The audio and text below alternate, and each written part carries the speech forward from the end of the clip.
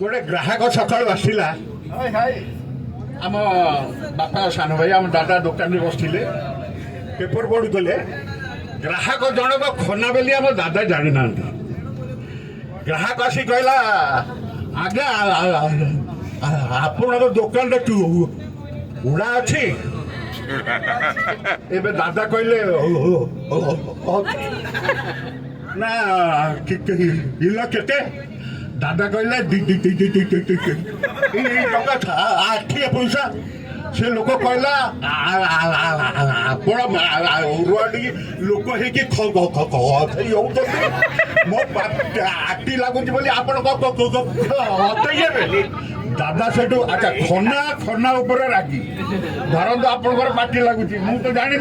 आप पचार आज्ञा पाइल आप मत राग लगे दादा कहले मोर आटी लगुच तुम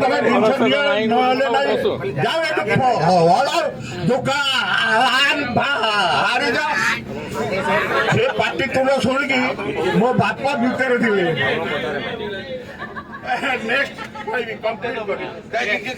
thank you sir, thank you very. चलिए सर।